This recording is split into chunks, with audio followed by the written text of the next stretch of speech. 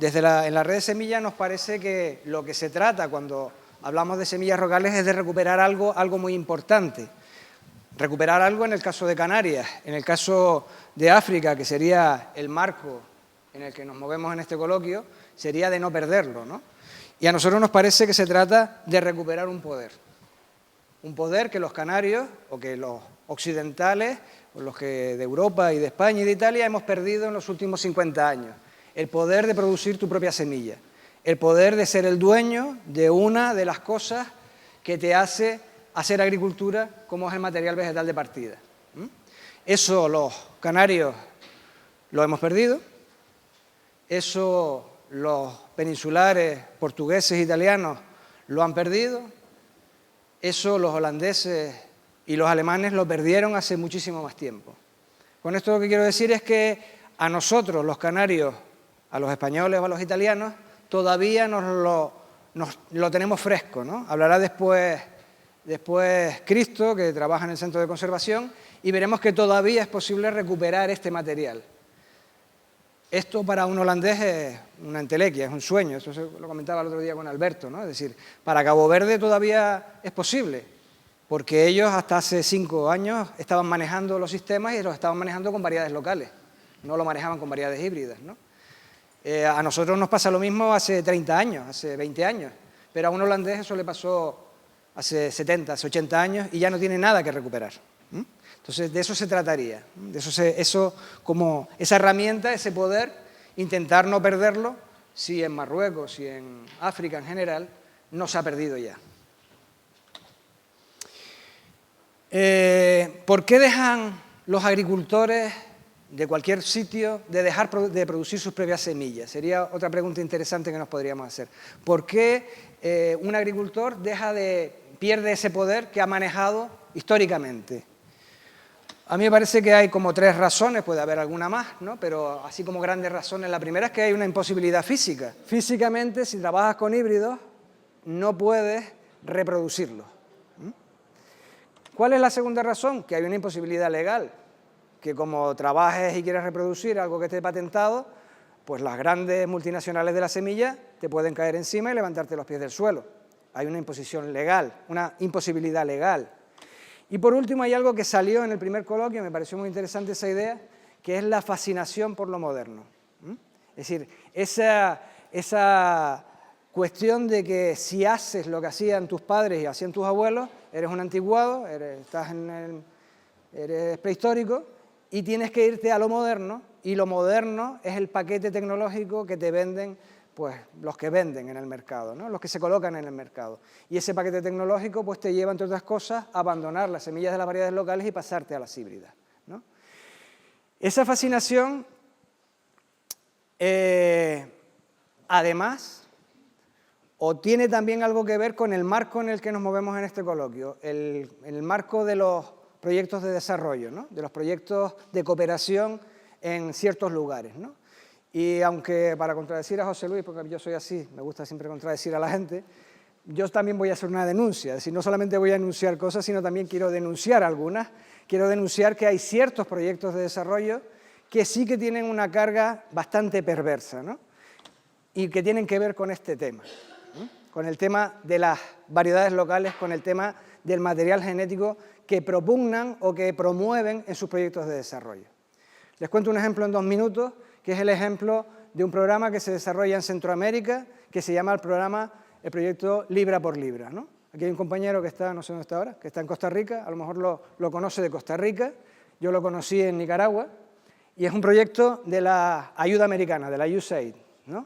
Un proyecto que se llama Libra por Libra porque consiste en que la ayuda americana te da una libra, que es la medida de peso de los anglosajones, te da una libra de semilla híbrida, de semilla mejorada, y te retira una libra de semilla que los del Centroamérica le llaman semilla criolla, ¿no? Es decir, realmente es un programa de desarrollo basado en algo que a mí me parece absolutamente perverso y denunciable. Y creo que si esa es la línea, no tan drástica, como los americanos no disimulan mucho sus cosas, ¿no? Ellos saben que van a por el mercado y punto, ¿no?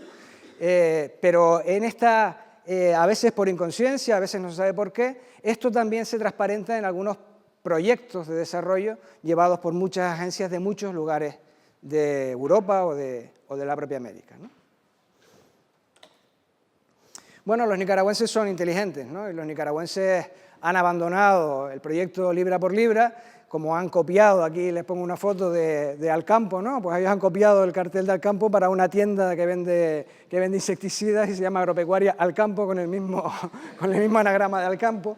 Ellos han abandonado ese problema porque han visto los fallos que le da. Le da una dependencia de un material genético que ellos no manejan, que ellos no controlan, que ellos tienen que comprar cada año, lo que nos contaba Alberto para Cabo Verde, y que no se lo pueden permitir, que además es una gran máquina de producir, pero en las condiciones en las que puede producir, con abonos de síntesis, con terrenos profundos, con buen riego, pero no en la zona montañosa del norte de Nicaragua, donde no se abona, el suelo es escaso, y esos híbridos muy desarrollados pues no se comportan igual que en las grandes praderas de Estados Unidos, obviamente, ¿no?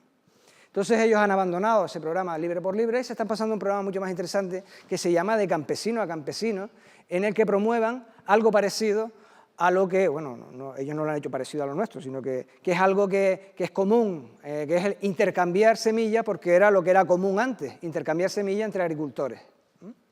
Y esto es lo que hacemos en la red de semillas, ¿no? En la red de semillas trabajamos con variedades ecológicas, con variedades de cultivo ecológico, porque pensamos que la biodiversidad que te aportan las semillas locales es fundamental para la agroecología, por eso pensamos que tiene un campo fundamental.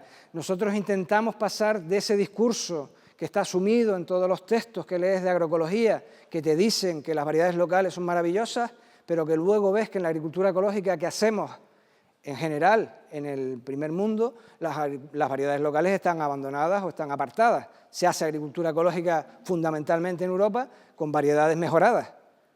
Incluso diríamos más, podríamos decir con variedades convencionales que un año se cultivan en ecológico, o con variedades convencionales que pides la excepcionalidad para usarlas, ¿no?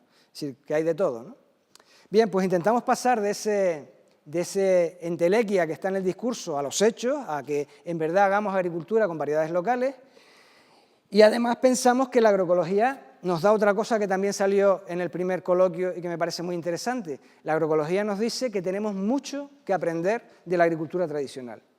Y por eso me encantó oír a los compañeros de Marruecos que decían que es que no tenían que romper la inercia que llevaban, porque los agricultores de Marruecos en general mantienen una agricultura tradicional que básicamente es agroecológica, que sería en todo caso al revés. Nosotros tendríamos que ver cuáles son sus claves para aplicarlas a nuestros sistemas agroecológicos, ¿no?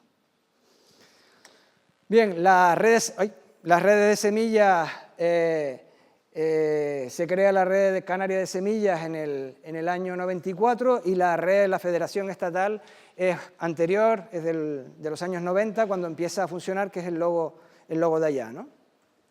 La red de semillas, para los que no la conozcan, son una red en un doble sentido, es decir, es una red porque relaciona agricultores con agricultores, relaciona agricultores ecológicos con agricultores tradicionales, ya que el material del que se ha nutrido es el que tenían los agricultores tradicionales, y relaciona las redes de las islas. Nos relacionamos con la red de Gran Canaria, nacida en el último año, con la red de La Palma, y nos relacionamos con la red estatal porque formamos una federación de redes, incluso hay una federación de redes europeas. Luego, en ese sentido de red, más claro, imposible, ¿no?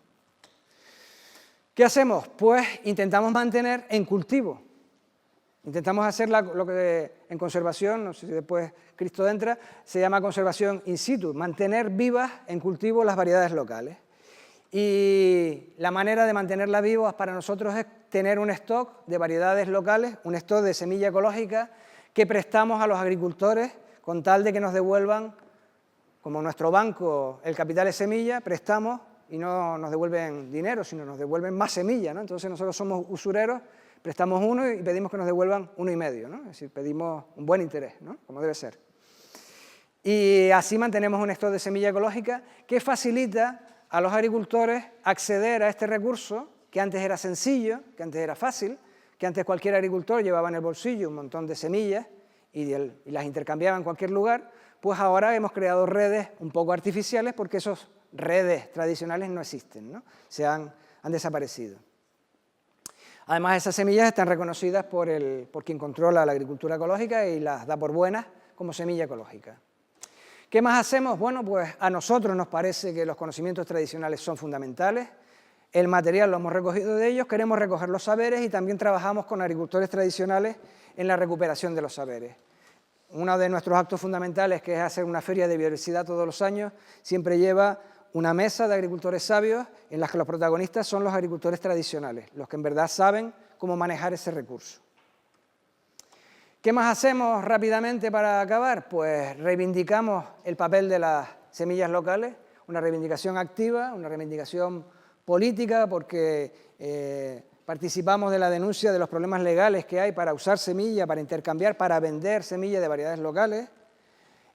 Informamos sobre cómo obtenerla, cómo producirla, ensayamos con variedades locales, divulgamos a través de estas ferias que estaba nombrando las cualidades y a través de catas y a través, como las de la foto, ¿no? Catas de productos, el valor y la calidad que tienen los productos locales, etcétera, etcétera, ¿no? Y todo esto pues lo hacemos con el trabajo voluntario de un grupo de gente, aquí hay varios que son de la red de semillas, que nos reunimos y trabajamos en la medida de nuestras posibilidades, en el tiempo que podemos echarle, en que esto funcione y que esto se articule. En un momento de mi vida, dando un tratamiento con un insecticida, con baja protección, por cierto, es decir, descamisado,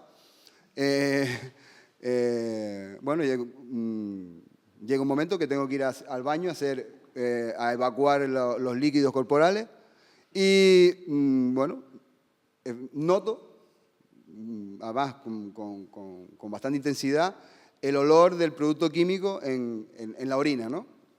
Entonces, bueno, para mí fue, a pesar de que ya habíamos estudiado los efectos secundarios de los productos químicos en el cuerpo, pues bueno, para mí fue como un despertar y entonces, a partir de ese momento decidí que yo tenía que hacer algo para descubrir que otro tipo de agricultura era posible.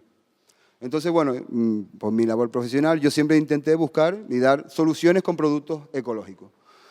En una de estas, pues yo descubro el NIM, lo descubro yo particularmente, que ya estaba muy descubierto, y me pongo, pues, me enamoro prácticamente de él. En este caso era un producto que venía de la India.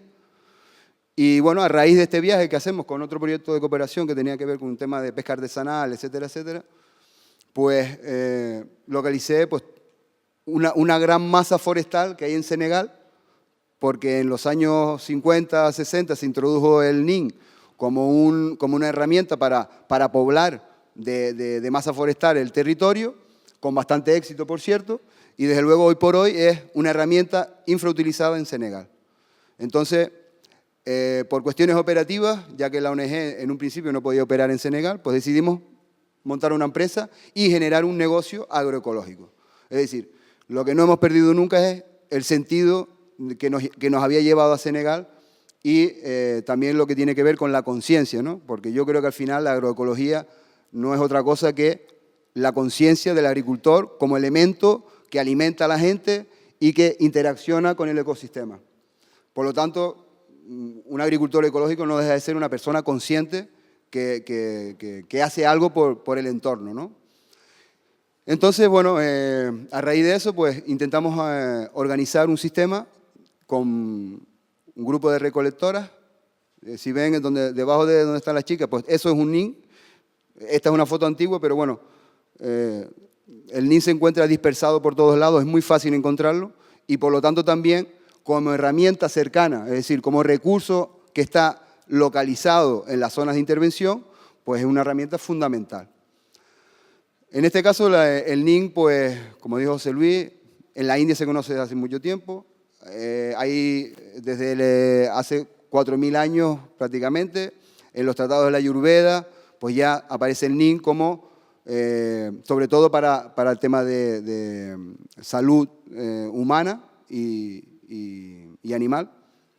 Pero en este caso nosotros nos hemos concentrado más en la necesidad que había, concretamente en Senegal, para el control de plagas y enfermedades. Más para plagas que para enfermedades.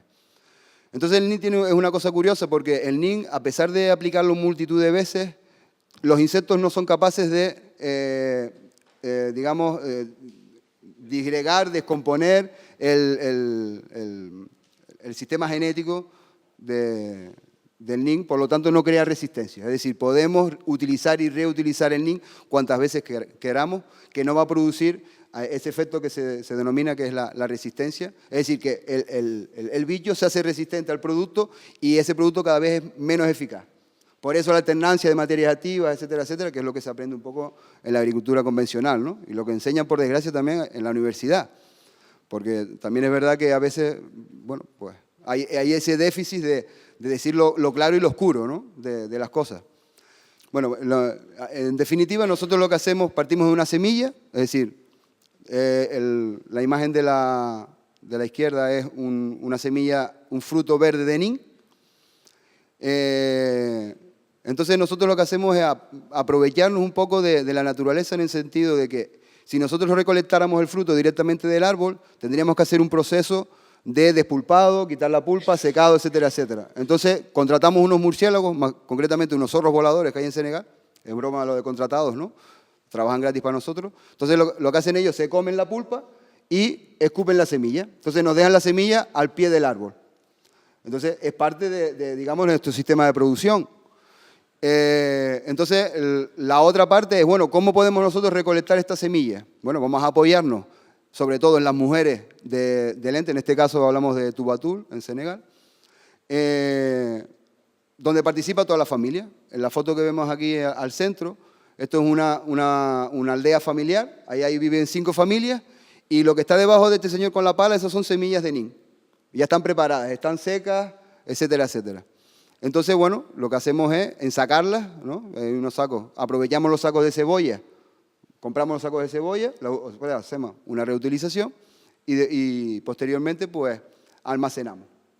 Y luego vamos prensando al gusto. ¿Y qué prensamos? La filosofía nuestra es no cambiar o no intervenir directamente en la calidad del producto. Es decir, hacemos un prensado en frío, esto nos produce que desaprovechamos mucho la cantidad de aceite que hay en la semilla, solo aprovechamos en torno al 10 o el 15%, pero por otro lado estamos orgullosos porque nuestro producto, aparte de que no lo calentamos, es decir, tratamos de que sea lo más parecido a lo que está realmente en el árbol, ¿no? Mantenemos todo su potencial. Y esto nos permite también tener un producto que, por ejemplo, es compatible, es decir, diferentes pruebas que hemos hecho, nuestro NIN, por ejemplo, es compatible con parásitos y depredadores. Es decir, podríamos, si bien esto, lógicamente, a lo mejor es un poco suado por mi parte de decirlo, teniendo en cuenta aquí que hay montones de expertos, pero estamos dispuestos a realizar estudios, digamos, que demuestren que, por ejemplo, podría ser compatible con abejas o que efectivamente, cuando hemos dado tratamiento, por ejemplo, en algunos cultivos, hemos conseguido controlar el 50%, por ejemplo, en pulgones, y otro 50% hemos visto que han aparecido momias, es decir, que han sido parasitados. Eso nos ha dado, digamos, en cierta forma, nosotros hemos entendido de que ayudamos al parasitismo. Por lo tanto, conseguimos que el parásito pueda generar un ciclo y, a su vez, luego, pues lógicamente ese parásito, una vez que se reproduce y digamos, salen los nuevos adultos, pues va a volver a parasitar otros pulgones que puedan haber. Lógicamente, no solamente hay que tener una herramienta, sino que hay que saber utilizarla. Entonces, en este caso, el NIN, este producto, funciona como un fitosanitario, lo que es sin efectos secundarios. Por ejemplo, no es necesario utilizar ningún equipamiento, o sea, podemos bañarnos perfectamente en el NIN y eso garantiza de que no vamos a tener, digamos, procesos no deseados dentro de nuestro cuerpo. Aparte que, bueno, el NIN tiene otras capacidades como, por ejemplo, aunque sea osado por mi parte también decirlo, pero es un antimalárico que se utiliza tradicionalmente, aunque mal utilizado porque se utiliza de forma exterior, es decir, una impregnación exterior, cuando lo ideal sería ingerirlo. Yo puedo garantizar que, no sé, me puedo haber mandado ya en estos 4 o 5 años 1 o 2 litros de NIN, porque para demostrar a la gente que no utilizamos ningún producto químico, pues yo me lo como y le digo, y estoy vivo todavía, gracias a Dios. En definitiva, lo que tratamos también ahora es de dar soluciones al ente agrícola, partiendo siempre del NIN. Entonces, de la prensa obtenemos varias cosas. Por un lado tenemos el aceite virgen extra, muy similar al aceite de oliva. Luego, del prensado obtenemos el orujo, es decir, el resto de la semilla, que en el caso nuestro todavía tiene gran cantidad de aceite, que puede tener una doble emisión. Por un lado, es un elemento que es rico en nitrógeno, en torno al 5 o 6%, y en oligoelementos. En el caso del fósforo y potasio no es muy relevante, aunque efectivamente, como toda la materia orgánica, también tiene. Pero yo creo que la característica más particular es esa capacidad que tiene de retener microelementos tipo boro, tipo magnesio, tipo manganeso, etcétera, etcétera, que con pequeñas cantidades es suficiente para poder, digamos, suplir esa necesidad de las plantas, ¿no? Que son pequeñas necesidades, pero muy importantes. Y luego, por otro lado, también utilizamos lo que es la molienda de la semilla, que nos permite tener otro producto con otra forma de aplicación. Podemos macerar ese polvo o esa harina de semillas, podemos macerarla con agua y tener un caldo, digamos, y utilizado, por ejemplo, para el riego. Se puede incorporar al riego para hacer una fertirrigación, por ejemplo, ¿no? No es el mismo caso que del aceite, el cual, por sus características, lo que haría sería pegarse en las paredes de las tuberías, por ejemplo, y no serviría, no estaríamos haciendo una buena ejecución, ¿no?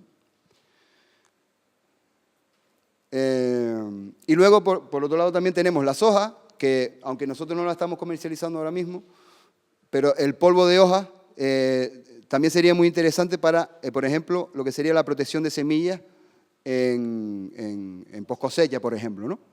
Para almacenaje, porque tiene una acción, por un lado, repelente, pero también si el insecto toma contacto con el producto en sí, también vamos a conseguir una, digamos, intoxicación, entre comillas, del insecto, porque tengo que decir que el NIN no actúa directamente, el NIN lo que hace es producir una desorganización del sistema digestivo de los insectos y animales de sangre fría, hay que decir, y finalmente lo que hace el NIN, su efecto principal es que mata de hambre, o los bichos se mueren de hambre porque no comen. Y esto es básicamente el efecto principal, digamos, ¿no? Luego, el NIN tiene muchas sustancias y todavía, aunque se ha estudiado bastante, pues todavía está por explorar todas las capacidades que podría tener, ¿no?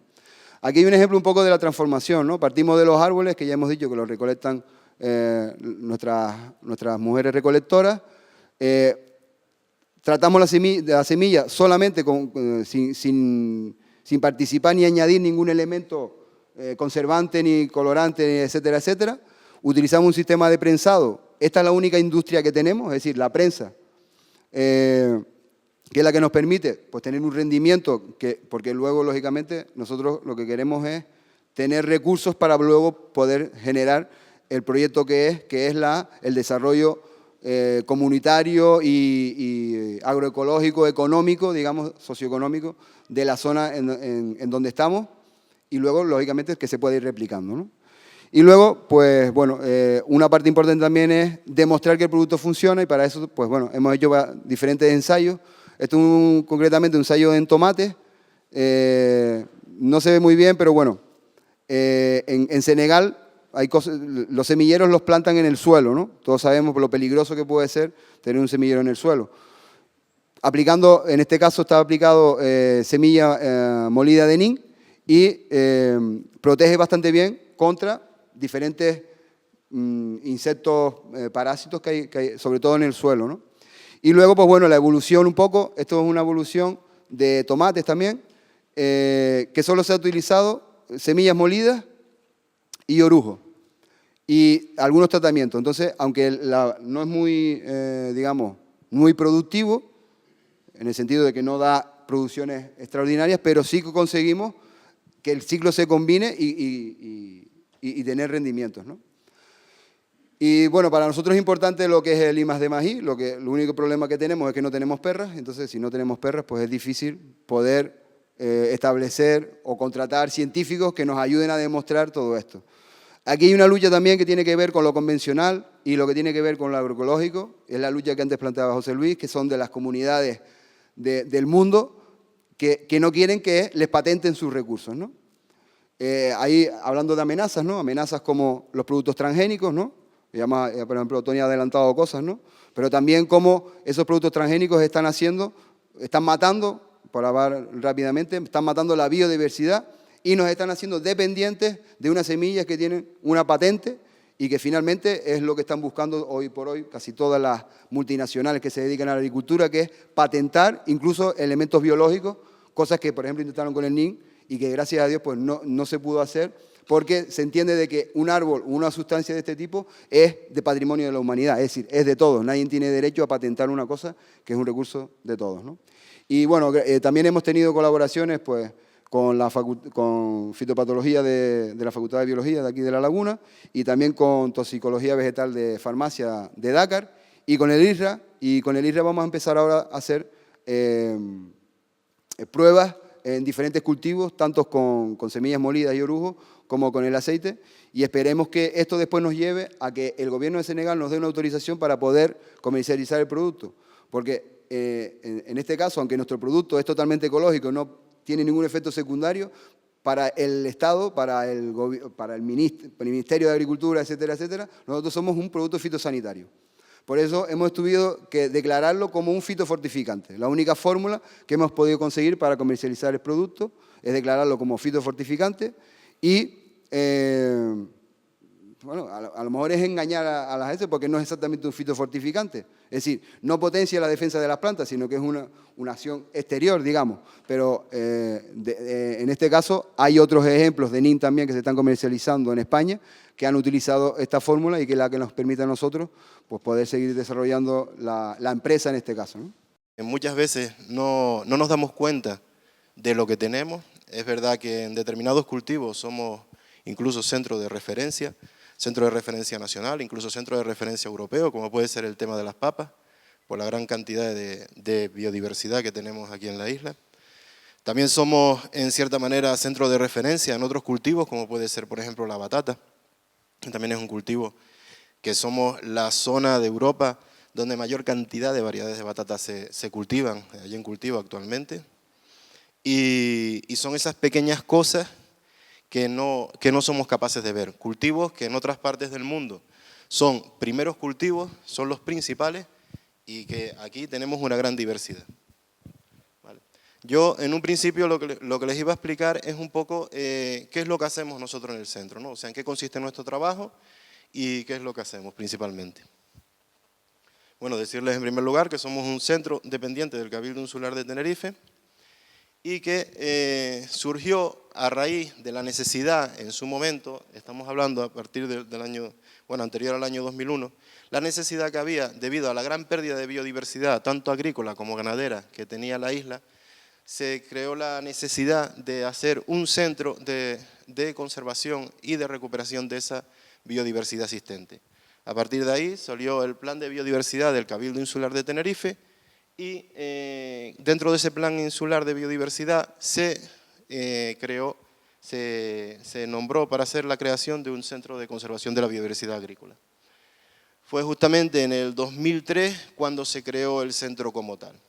Justamente en ese mismo año pues nos adherimos a un proyecto Interreg 3, que fue el Germobanco Agrícola de la Macaronesia, que duró hasta el 2007 y que fue el que verdaderamente nos ayudó con sus fondos a crear lo que tenemos hoy en día, que es el centro de conservación, ¿no? Actualmente somos una unidad específica del Cabildo, somos una unidad de biodiversidad y pertenecemos al Servicio Técnico de Agricultura y Desarrollo Rural. Bueno, decirles que en el centro hacemos dos tipos de conservación, ¿no? Esto lo llevamos manteniendo desde el principio. Hacemos un tipo de conservación ex situ. Ex situ, como bien pongo ahí, es fuera de su hábitat natural. Serían lo que es propiamente dicho un banco de germoplasma, lo que todos conocemos como un banco de germoplasma. La fotito de arriba, estantería en una cámara frigorífica con un montón de botes llenos de semillas, ¿no? Y después, bueno, decir también que la conservación in situ incluye otras cosas, no solamente las semillas, incluye también elementos de reproducción vegetativa, ¿vale? O sea, es decir, todos aquellos que no se propagan habitualmente por semillas. Entiéndase las papas, los frutales, las batatas, los ajos, todo ese tipo de cultivos que tienen otro tipo de propagación. Y también hacemos un tipo de conservación distinta, que es la conservación in situ. La conservación in situ consiste, como bien pongo, es conservar las variedades en el mismo lugar donde se han desarrollado, ¿vale? Es decir, los lugares donde han crecido, donde se han adaptado y donde han convivido durante todos estos años. Hacemos también programas de conservación in situ para el mantenimiento de esas variedades junto con los agricultores. Tenemos varios proyectos de ese tipo, unos ya han finalizado, otros están ahora mismo en proceso y la verdad que por ahora han funcionado bastante bien, teniendo en cuenta las limitaciones que tenemos pues, de todo, ¿no? Decirle que dentro de la colección in situ del CCBA, pues actualmente tenemos 2.786 entradas, que no es que signifique que sean 2.786 variedades locales exclusivas de Canarias y diferenciadas. Son simplemente entradas. Son parte del primer proceso de la conservación ex situ, que es la recolección, ¿vale? Tenemos 2.786 entradas recolectadas, principalmente o mayoritariamente de la isla de Tenerife, aunque es verdad que tenemos algunas entradas de otras islas y es verdad que incluso de otros lugares que fuera de Canarias, ¿no? Los principales cultivos de esas entradas pues, corresponderían pues, a cereales, leguminosas, hortícolas industriales, cultivos de reproducción vegetativa y los frutales que los ponemos aparte un poco, ¿no? Los ponemos aparte porque, bueno, no son hortícolas bueno. Dentro de la conservación in situ tenemos varios procesos a la hora de funcionar. Tenemos un primer proceso que sería la recolección. Nosotros dentro del centro hacemos de todo. O sea, yo puedo decir que yo soy recolector, conservador, multiplicador, caracterizador, intercambiador, documentador y todo lo que a ustedes les apetezca. A veces hasta barro y frego el piso y todo. Entonces, los que conocen un poco el funcionamiento del centro saben que no digo mentiras. Entonces, el primer proceso por el cual siempre pasamos es el proceso de recolección. Para ello, los que trabajamos en el centro hemos decidido, como no vamos a estar del tingo al tango de un lado para otro de la isla perdiendo el tiempo, pues nos hemos zonificado la isla de Tenerife, ¿no? Y a partir de ahí, pues los grupos, que normalmente solemos salir en grupos de 2 personas, para no ir uno solo, por lo que pueda pasar, tenemos zonas determinadas que rastreamos, ¿vale?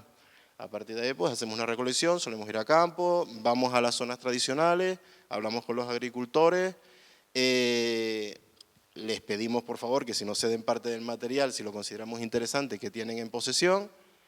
Tenemos una libreta de recolección donde se rellenan unos datos de pasaporte, son datos personales principalmente, y después cuestiones agronómicas o morfológicas a destacar del cultivo, ¿no? Se hace incluso una primera valoración del estado fitosanitario de, pues, por ejemplo, si es un árbol, del árbol, o de donde se cogió el material o de lo que sea.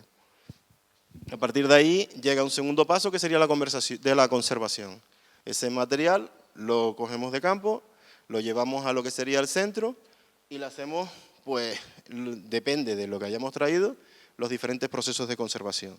En el caso de si es una semilla, pues es un proceso previo, hay que traerla, limpiarla, si viene pues con pajullo o lo que sea, y después hacerle las pruebas para determinar pues, el porcentaje de germinación, la viabilidad un poco de la semilla, el estado fitosanitario y todo ese tipo de cuestiones, y después proceder al proceso de desecado y conservación posterior en frío. Con el tema de la multiplicación-regeneración, es decirle que las semillas, como bien saben, tienen un periodo de viabilidad determinado. Depende de la forma en que las conservemos, o depende de la forma en la que nos haya llegado, pues tiene un determinado porcentaje de germinación. Nosotros en el centro, cuando el porcentaje de germinación está por debajo de un 85%, estamos obligados a hacer una multiplicación, una regeneración de la semilla, ¿vale? Para obtener una de mayor calidad y poder seguir manteniendo lo que es la conservación. También hacemos multiplicación o regeneración porque muchas veces la muestra base, la muestra inicial, es escasa. Nosotros como centro FAO, porque estamos dentro de la red nacional de bancos de germoplasma y a su vez esta está dentro de las internacionales, pues somos Banco FAO, estamos obligados a mantener un número determinado de semillas, que son concretamente 2.000 semillas de cada una de las variedades recolectadas. Nosotros por precaución siempre mantenemos un mayor número que no esas 2.000, ¿vale? Si el agricultor en un momento dado nos ha dado una cantidad inferior, nosotros estamos obligados a mantener ese número mínimo. Por lo tanto, también estamos obligados a hacer esa multiplicación o regeneración. Hacemos procesos de caracterización o de estudios, como quieran llamarlo. Nosotros recibimos un material vegetal con un nombre X determinado, pero tenemos que averiguar exactamente qué es lo que tenemos. Para eso están los procesos de caracterización, ¿vale? Por lo cual se estudia, se hacen comparación y somos capaces de darnos cuenta, pues, las variedades que están duplicadas, reconocemos las homonimias, las sinonimias y todo ese tipo de cuestiones que se ven en los cultivos. El intercambio, somos, como ya hemos dicho, estamos incluidos dentro de la red nacional de bancos de germoplasma, entonces tenemos una serie de compromisos y entre ellos están los intercambios entre los distintos bancos de germoplasma. Y la documentación, que un poco es eso. Tenemos bases de datos, pues de cada una de las entradas, las libretas de campo se pasan también a bases de datos y todos estos distintos procesos de los que les he ido hablando quedan reflejados también en determinadas bases de datos. Bueno, aquí por enseñarles la foto, un poco el material que solemos utilizar en campo, una germinadora que tenemos y la zonificación que tenemos para la isla de Tenerife. Otra de la parte, eso un poco sería lo que se hace, por decirlo de alguna manera, en laboratorio o en lo que es en el centro físicamente en sí, hablando. Otra de las partes son las colecciones de campo, es decir, todos aquellos elementos vegetales que no se pueden mantener en cámaras frigoríficas como semillas, sino que son de reproducción vegetativa. Tenemos la reproducción vegetativa, que los nombramos, que son las papas, los frutales, las batatas y los ajos principalmente, y después tenemos especies con semillas recalcitrantes. Para el que no conozca el concepto, las semillas recalcitrantes son aquellas que no permiten ser desecadas y mantenidas en frío, porque enseguida pierden viabilidad. Entonces, esas semillas hay que hacerlas germinar y mantener las plantas en cultivo, ¿vale? De papas tenemos, pues, de todas aquella cifra que les di al principio, tenemos 130 entradas de papas, de frutales 520, repartidos, trabajamos principalmente con frutales templados, están repartidos en lo que serían manzanos, perales, castañeros, higueras, frutales de hueso, melocotones, nectarinas y ciruelos, y también incluiríamos la viña, ¿vale? La colección de batata, que está constituida por 148 entradas, repito, entradas, no variedades distintas, y la colección de ajos, que son 56. Estos son, bueno, fotos de las colecciones, que lo que en realidad las tenemos en fincas, son fincas propiedad de Cabildo, y en ellas tenemos mantenidas las colecciones, que les puedo asegurar que dan muchísimo, muchísimo, muchísimo trabajo. Y que casi es mi función principal. Aparte de toda la otra, yo sí hago, es verdad, los procesos de recolección, trabajo también en los procesos de caracterización y ayudo a los de documentación, pero es verdad que mi parte es la conservación en campo de las materiales de reproducción vegetativa y la de las semillas recalcitrantes. En el caso del otro tipo de semillas se encarga de Cira Afonso, que es mi compañera, y que es la que se hace cargo de eso. Como caracterización, o sea, como especies estudiadas y que más o menos ya podemos hablar con cierta certeza o con cierto conocimiento de lo que tenemos en la isla de Tenerife, vamos a hablar exclusivamente de la isla de Tenerife, pues hemos estudiado bastante bien, pues, la cebolla, que ya están concluidos los estudios. De hecho, no sé si la próxima semana o la otra ya incluso se presentará un libro con los resultados. La de ajo, los trigos, que ya también se presentará un libro con los resultados antes de verano. La de papa, la de batata. La de la batata me toca a mí personalmente, que espero presentar los resultados antes de final de año. Los millos, centenos, judías, pimientos, y podemos incluir ya también otros cultivos como pueden ser las arvejas, por ejemplo, que también están bastante estudiadas. Incluso salió un póster hace poco, ¿no? Y alguno más había, pero ahora mismo no me acuerdo. Estos trabajos son muy, muy, muy laboriosos y llevan muchísimo tiempo. Y además es una cosa que hacemos paralelamente al resto de las funciones del centro. Cultesa lleva ya más de 25 años de andadura, se fundó en el año 1986 por el Cabildo Insular de Tenerife y la Caja General de Ahorros de Canarias. El objetivo de la creación de esta empresa no era otro que poner las técnicas del cultivo in vitro al servicio del campo canario y hacer una transferencia tecnológica al campo canario con el objetivo último de contribuir a la mejora de las rentas del sector agrario. Trabajamos, nuestras estrategias está por un lado de trabajo, está lo que es la producción y por otro lado lo que sería el I+D+I, que en los últimos tiempos estamos haciendo grandes esfuerzos por reforzarlo y con la incorporación de personal muy cualificado a la empresa. En cuanto a producción, qué duda cabe que nuestro principal producto es la platanera. Si bien en un principio nuestra estrategia productiva, porque así se pensó en aquel momento que era lo aconsejable, fue la introducción del clon de gran enana al cultivo, porque la platanera, como ustedes saben, es un cultivo de exportación y teníamos que competir con la banana en los mercados, la banana americana. Nosotros rápidamente nos dimos cuenta que quizás la mejor estrategia no era competir con lo mismo que venía de América, sino que teníamos que trabajar, siempre lo hemos hecho codo con los agricultores, con los clones establecidos aquí ya en Canarias de pequeña enana, los cuales ya habían pasado un proceso, digamos, de selección natural, porque de todas las plataneras que habían entrado en Canarias, si estas eran las que habían sobrevivido, era porque eran las que mejor se habían adaptado a nuestras condiciones, pero lógicamente había que ser competitivos, porque repito, esto es un mercado de exportación, y había que hacer una selección para conseguir que estos clones ya bien adaptados a Canarias, además fueran productivos, tuvieran ventajas productivas, pero también agronómicas para los agricultores. Y de esta forma, pues ahora mismo tenemos en el mercado 4 clones de pequeña enana, que han sido un total éxito y que están compitiendo perfectamente en los mercados y que agronómicamente a los agricultores les está dando muchas ventajas. Tal es el clon gruesa palmera, el clon Brier.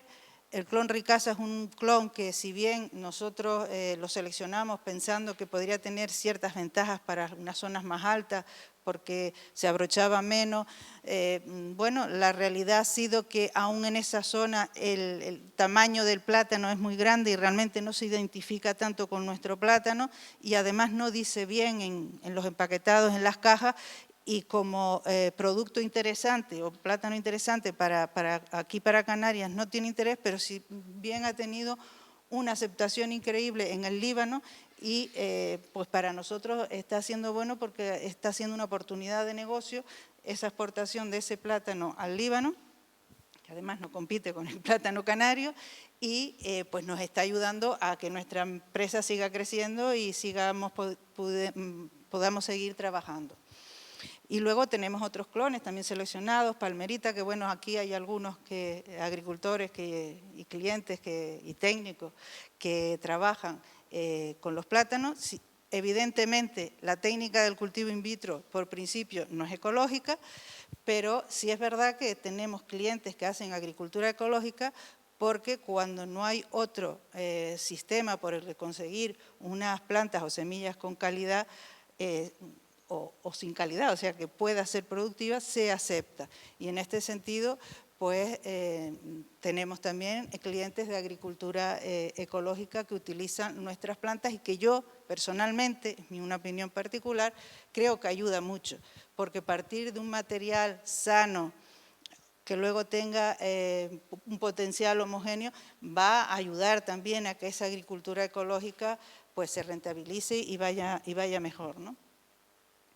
Otra, esto digamos que la platanera la multiplicamos aplicando una de las aplicaciones del cultivo in vitro, que es la micropropagación. Es decir, lo que hacemos es clonar, sacar fotocopias de esos clones seleccionados que ya tenemos y que además los tenemos registrados y que los hacemos en colaboración con los agricultores.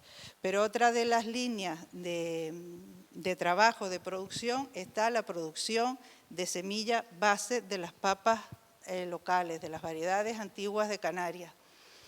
Estamos en posesión del título productor obtentor de papa de semilla. Esto para nosotros es una gran satisfacción porque nos permite poder producir semillas con garantía y certificadas de estas variedades locales que de otra manera no se podría hacer porque digamos que en el continente lo que son las empresas productoras de semilla no podrían hacer semilla de nuestras variedades porque por las características de exigencias agronómicas que ellos tienen, son plantas de día corto, son plantas andígenas, allí no podrían producir esta semilla.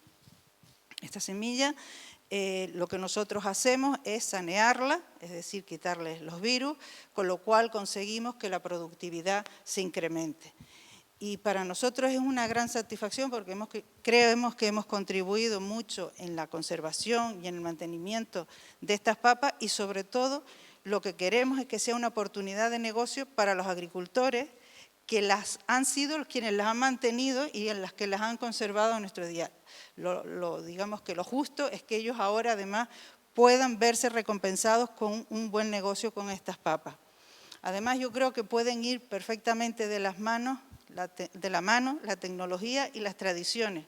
Ayer mismo estuve yo en Palo Blanco visitando a un agricultor, un cliente nuestro de semilla colorada de baga, concretamente, una de las variedades estas antiguas, y era espectacular porque era un paraje de lo más, donde el cultivo se lleva a cabo de la forma más tradicional, es decir, todavía utiliza el mulo para porcar o para sachar, pero era una gran satisfacción ver cómo él, utilizando su agricultura tradicional, estaba obteniendo unos resultados increíbles con esta papa y le estaba resultando bien el negocio de cultivar las papas. Yo creo que aquí en Canarias no es lo mismo que África, evidentemente. La agricultura, si no permite vivir dignamente al agricultor, no es posible, porque aquí no hacemos ya agricultura de subsistencia. No sé si tendremos que volver, a lo mejor con la crisis que nos está acechando volvamos, pero aquí tenemos que conseguir que la agricultura sea un medio de vida digno. Entonces, yo creo que si no se parte de una semilla con calidad y productiva, difícilmente lo podemos conseguir. Bueno, luego también producimos plantas de piña tropical. Y bueno, pues también trabajamos con pitaya, pero pitaya no aplicamos técnicas de cultivo in vitro, simplemente lo que hemos hecho es multiplicar esquejes, o sea, hacer esquejes de variedades que el Cabildo Insular de Tenerife ha ensayado y que son variedades de nueva introducción que tienen interés y que podrían ser también una forma de diversificación. Y como no hay material de partida, pues Cultesa, como empresa pública que es y de servicio, pues también las estamos multiplicando, pero evidentemente este es un material que luego se multiplica muy fácil, que una vez que el agricultor se haga con él, no va a tener la necesidad de acudir a nosotros a comprarlo. Otra de las actividades por diversificación que estamos haciendo, y esto ya no es trabajando con productos locales, es la producción de bulbos, de calas, de colores, porque también es un subsector que nos parecía que también teníamos que atender y esto es algo que estamos ahora de nueva introducción. En la I+D, ¿qué estamos haciendo? En la I+D +I, por un lado, mantenemos un banco de germoplasma, copia, digamos, del banco que mantiene el Centro de la Biodiversidad Agrícola de Tenerife. Nosotros mantenemos la copia in vitro.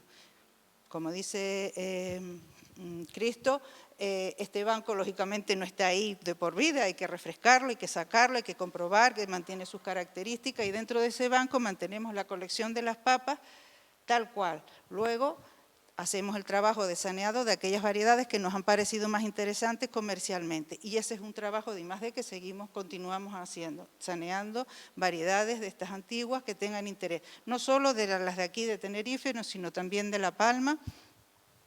Luego otros trabajos que hacemos es el saneado de batatas, de aquellas algunas variedades que parece que tienen interés, de aquí de Tenerife, de La Palma. Dentro de ese proyecto de Germobanco Agrícola de la Macaronesia, pues hicimos también trabajos de saneados para Madeira. Y, por supuesto, trabajamos en nuevos proyectos. Y aquí es cuando les voy a hablar ahora del proyecto que hemos desarrollado con la jatrofa en Senegal. Y bueno, antes de meterme con el de la jatrofa en Senegal, que eso fue un proyecto que se inició en el 2007 y que ya está finalizado, uno de los últimos proyectos en los que nos hemos embarcado ha sido el proyecto de tomate. Estamos trabajando en la recuperación de variedades antiguas de tomate. Recientemente hemos editado un libro que recoge la caracterización de esta colección de variedades tradicionales o antiguas de tomate. Y ahí seguimos trabajando con la idea de poder suministrar a los agricultores lo que llama el tomate de toda la vida y en fin, que también para este sector haya oportunidades, un sector que también está muy castigado. Y centrándonos un poquito en el proyecto de cooperación con Senegal, como dijo antes el consejero, desde el Cabildo Insular de Tenerife se nos manda, no iba a decir se nos propone, no, se nos indica que investiguemos sobre la jatrofa porque tienen intención de que desarrollemos un proyecto en cooperación con un centro de investigación, un proyecto científico técnico con Senegal. Bueno, pues evidentemente lo primero que hicimos fue investigar qué era la jatrofa y hacer un viaje para hacer una toma de contacto en Senegal. El objetivo de este proyecto era producir biodiesel que a partir de las semillas de la jatrofa. Bueno, la jatrofa es una planta euforbiácea, no sé si ustedes la conocen, que es una planta tropical que se cultiva, está en toda Centroamérica, pero también en Senegal de forma silvestre. Es una planta que es toda ella tóxica, que en Senegal mismo la utilizaban como cerca para los cultivos, porque así aislaban el ganado de los cultivos, que toda ella, todos sus productos es aprovechable porque el látex de la soja se utiliza como cicatrizante, todo el material vegetal luego se puede descomponer y usar en el suelo como abono porque es muy rico sobre todo en nitrógeno, pero lo que le hacía realmente interesante es que de sus semillas se puede obtener un aceite que se puede usar directamente como biodiesel. ¿Por qué acuden a nosotros si ellos tenían allí la planta esta silvestre? Pues porque ellos querían plantar una gran superficie y era imposible, con la multiplicación de semillas, además de que existe una gran variabilidad, hacer la plantación. La multiplicación por esqueje también les ofrecía mucha dificultad porque en el trasplante al suelo el enraizamiento era muy complicado. Entonces parecía que lo lógico, la estrategia más razonable era la multiplicación in vitro de esta planta para producir en poco tiempo grandes cantidades de planta posterior a un trabajo de selección. Y bueno, como ven ahí, hubo un trabajo estrecho de colaboración con los técnicos del ISRA. Nosotros desde luego tuvimos que viajar allí. Para mí fue una experiencia increíble. Yo, a pesar de que tenemos a África muy cerca, nunca había estado en África. Y bueno, como se trata también de contar cosas y no hacer esto un poco ameno, debo decirles que el primer día que llegamos por la noche a Senegal y por la mañana siguiente cuando nos levantamos y miro por la ventana, era impresionante. Es decir, te das cuenta que toda la población es negra, con un gran bullicio, una gran alegría, un gran colorido, y tú dices, aquí la rara soy yo. Pero después inmediatamente te das cuenta que te acogen con un cariño y con una hospitalidad que rápidamente te encuentras como en tu casa. Siempre me encontré como en casa. Y el proyecto ha terminado, pero nosotros allí, los técnicos y el personal de Cultesa, lo más importante que nos ha quedado es que tenemos unos amigos increíbles allí, que mantenemos el contacto y un compromiso. Lo que sacas cuando viajas allí es un gran compromiso. El trabajo científico se hizo y la transferencia se hizo. Ellos vinieron aquí. Nosotros, uno de los objetivos era hacer una transferencia de conocimiento y sobre todo mostrarles cómo ellos tenían allí ya un laboratorio de investigación para convertir ese laboratorio de investigación en un laboratorio de producción que fuera eficiente y bueno, eso se consiguió, pero lo que sí quiero decir es que cuando uno va allí y entras en los poblados y estás en contacto con aquello, por donde hay que empezar la casa no es por ese tejado y no porque el personal científico que tiene en el ISRE es un personal muy cualificado, pero luego de lo que escasea es de trabajos sencillos, es decir, allí lo que hay es que empezar por ayudarle o enseñarle a una agricultura sencilla, una agricultura tradicional. Hay que ir creciendo, pienso yo, poco a poco y luego todo se andará. Creo que para nosotros fue una experiencia tremenda y que la sensación que nos llevamos, aunque pensamos que el proyecto era un proyecto muy interesante, porque no para producir energías a gran escala, sino en aquellos poblados, esta atrofa, este aceite podía suministrarle el aceite, la energía necesaria para una pequeña bomba, para sacar agua, para un pequeño apero, un tractorcito, lo que fuera, y además sirviera como abono, o sea, hacíamos un ciclo cerrado de todo eso, y esa fue, creo que la aportación más importante que se podía hacer en esta zona, que era para, creo que no lo he dicho, pero esta jatrofa la idea era plantarla, y donde nosotros estuvimos en zonas desérticas o semidesérticas. Esta planta tenía la característica de que, o tiene la característica de que resiste muy bien la sequía, con lo cual las zonas de cultivo no tienen que ser las zonas de producción de alimentos, con lo cual no competía en la cadena de alimentos ni de los humanos ni de los animales, ¿no? Bueno, pues ya como se ha entendido un poquito el hecho de producir sus semillas, conservarlas, intercambiarlas, no es nada fácil, ¿no? Hay que tener mucho conocimiento para eso y bueno, pues entonces esa problemática de las semillas locales es uno de los ejes con más expectativas del RIAM y a pesar de esas expectativas, pues estamos muy lejos de la situación donde habéis llegado aquí en Canarias y nos lo presentó Cristo, es admirable de ver eso. Nos queda muchísimo camino, ¿no? Bueno, dos palabras sobre el contexto, ¿no?, de las semillas locales en Marruecos.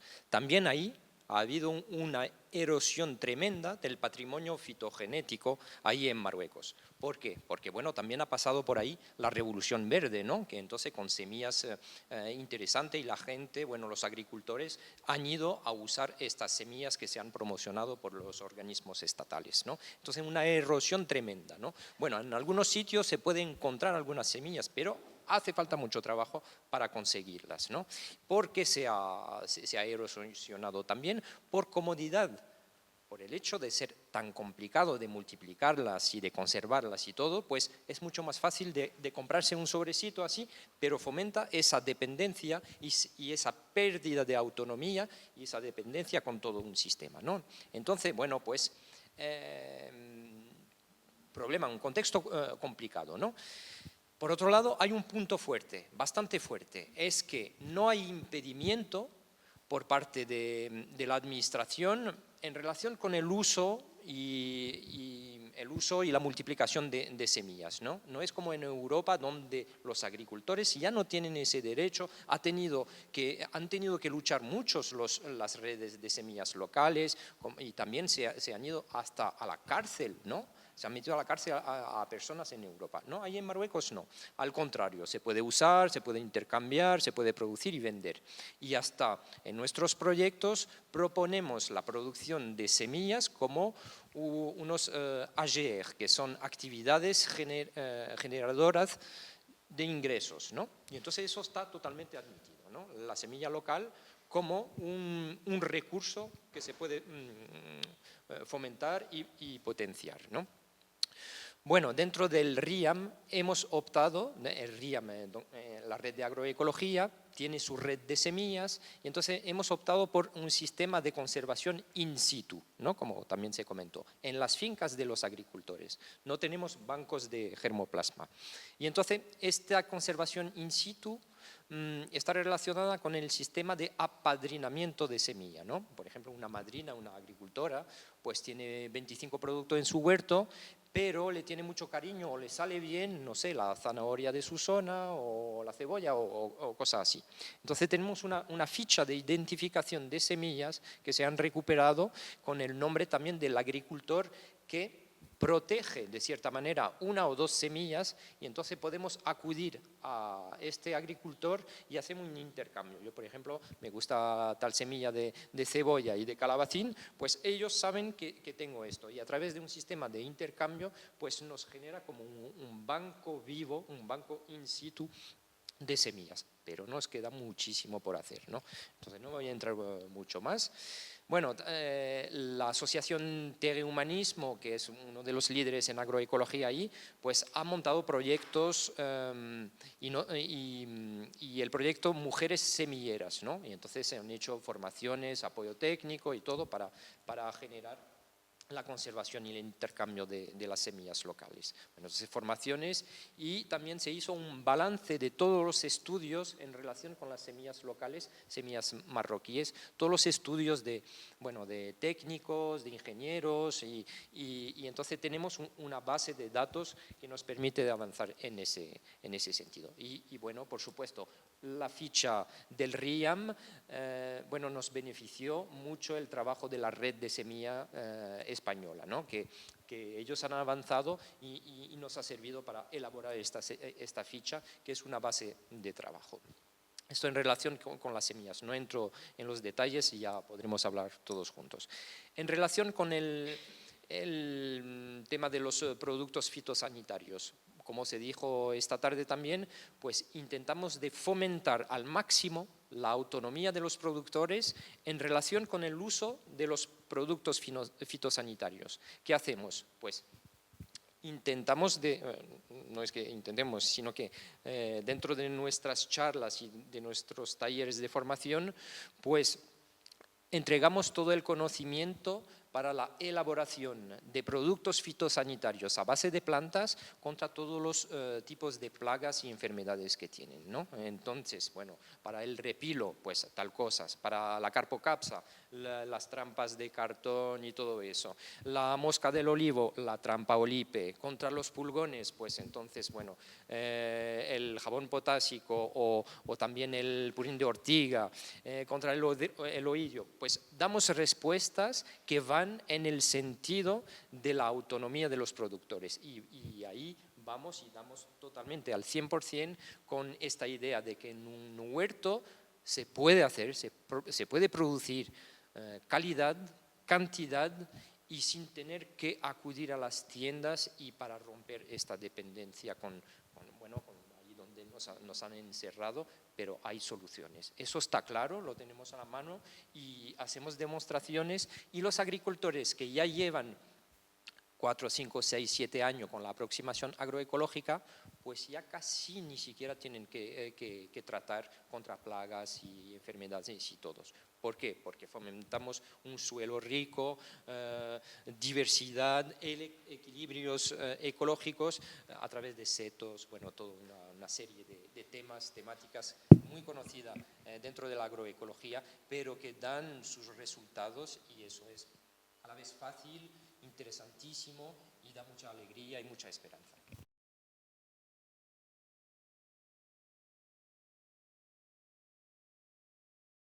Un españolito que es Pepe Esquina, que llegó nada más y nada menos a ser secretario de recursos genéticos de la FAO, es decir, estaba en la primera línea, fue el impulsor del Tratado Internacional de Biodiversidad y se peleó por reconocer los derechos de los campesinos en un tratado vinculante para que las multinacionales pudieran pagarle una pequeña parte a los campesinos de ese material que estaban utilizando. Y él, que ha estado en todos los foros políticos, los conoce, ha estado en todos los países, acaba siempre con una frase que a mí me encanta. El carro de combate nuestro tiene que ser, la frase es de él, nuestro carro de la compra. Tenemos el poder del consumo, ¿no? Y eso no es poco. Entonces, no siempre están los políticos. Los políticos salen de la sociedad. Los políticos, igual que el paisaje, es el reflejo de un pueblo, es la huella de una manera de pensar. Si una sociedad es así, los políticos son así. Igual que el paisaje. Dime qué paisaje y yo te digo qué sociedad hay, ¿no? O sea, los políticos somos nosotros. ¿Cambian los políticos del ministerio? Es decir, hemos tenido ministerios, siempre hemos tenido los cambios, ya sabemos cuáles son, de o PSOE o PP, ¿no? Y sin embargo, la política del ministerio en general se ha modificado muy ligeramente. Es decir, no se notan cambios en cuanto al posicionamiento antitransgénico, no se notan cambios en el Ministerio de Agricultura en cuanto a posicionamiento con las variedades locales, con el uso de las semillas locales. Eso no cambia, ¿no? Creo que el poder en el ministerio básicamente no está en los políticos, sino está en los lobbies de presión que tienen muy controlado a los grandes técnicos y a los grandes directivos, a los directores generales y jefes de servicio del ministerio. Creo que ahí está el quid de la cuestión, porque cambian los políticos, incluso se suma el Ministerio de Agricultura al Ministerio de Medio Ambiente y te asombras cuando ves que a pesar de que ya llevan 2 legislaturas sumadas, ¿no? Medio Ambiente y Ministerio de Agricultura, todavía la mano derecha no sabe lo que hace la izquierda. Es decir, que el Ministerio de Medio Ambiente va por una línea y el Ministerio de Agricultura va por otra completamente dispar. En una priman los intereses de las grandes corporaciones, que es en el Ministerio de Agricultura, y en otro prima la conservación. En último caso que he estado así muy directamente relacionado es con el inventario de los conocimientos tradicionales, ¿no? Esto que decíamos de la importancia de los conocimientos tradicionales. Pues por la Ley de Biodiversidad en España estamos obligados a hacer un inventario y el inventario de los conocimientos tradicionales se hace porque la parte del Ministerio de Medio Ambiente pone dinero para hacerlo. El Ministerio de Agricultura no le interesa nada los conocimientos tradicionales de las variedades cultivadas, cuando el conocimiento tradicional de las cultivadas tiene un peso brutal, aquí compararse feo, ¿no? Pero más que el de las silvestres. Y sin embargo, quien pone el dinero es la parte del Ministerio de Medio Ambiente, ¿no? Entonces yo creo que ahí está, más que en el político, está en todo el círculo de presión que están haciendo las grandes corporaciones, los grandes intereses en el ministerio. Somos consumidores y al final ser consumidor es poder. Lo que pasa es que tenemos que ponernos todos de acuerdo. Hay una cosa, lógicamente, que es decir, ¿qué estamos comiendo? Es decir, ¿son seguros los datos que se ponen en la... Hemos visto casos ahora mismo con el tema de la carne de caballo, etcétera, etcétera. Es decir, parece todavía asombroso que puedan ocurrir estas cosas. Pero lo que sí está claro es que hay un lobby social que somos los consumidores y que tendremos que ir haciendo redes de información y exigiendo, por ejemplo, que se diga si un producto contiene transgénicos o no.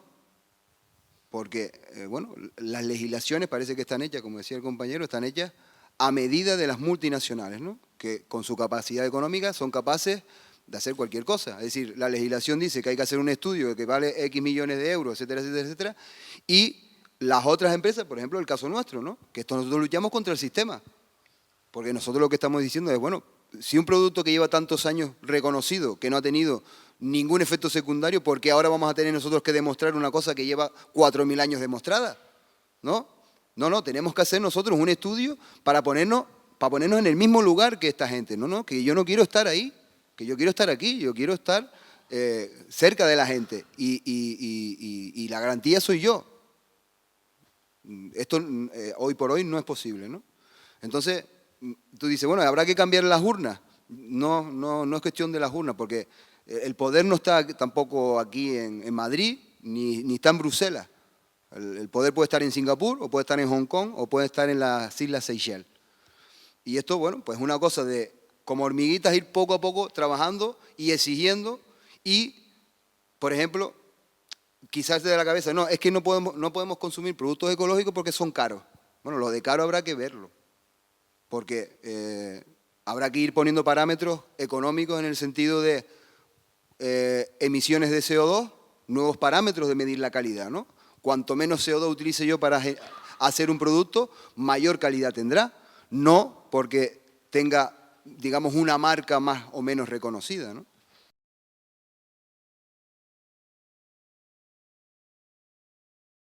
Lo que se ha hecho es una, digamos, recolección de ese material, se mantiene un banco de la colección y también se ha estudiado cada una de las entradas y se han hecho análisis moleculares donde se ha podido detectar la sensibilidad o resistencia de estas variedades, concretamente de aquellas que nos parece que tienen mayor interés.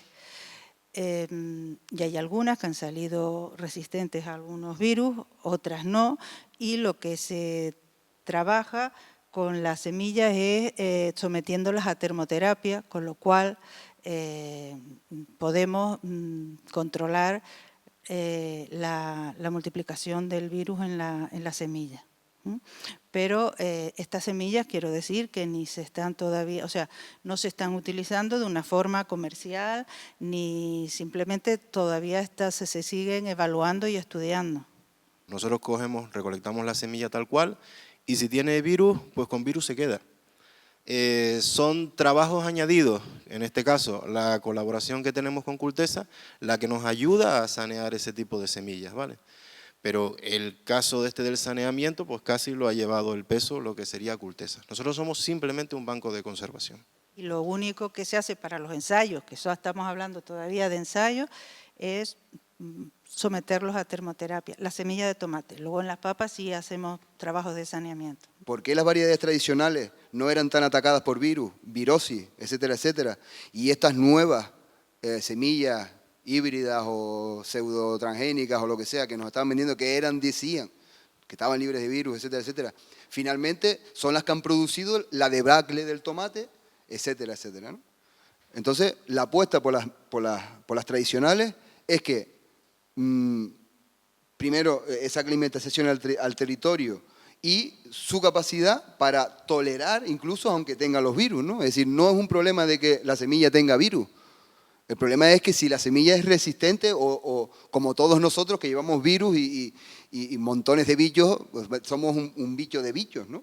Es decir, el tema no es si tenemos un bicho, sino si el bicho es parte de nosotros, que es lo que yo creo que pasa con las tradicionales, que a pesar de que tengan virosis, son capaces de aguantar la virosis, no se propaga esa virosis y pueden ser productivas.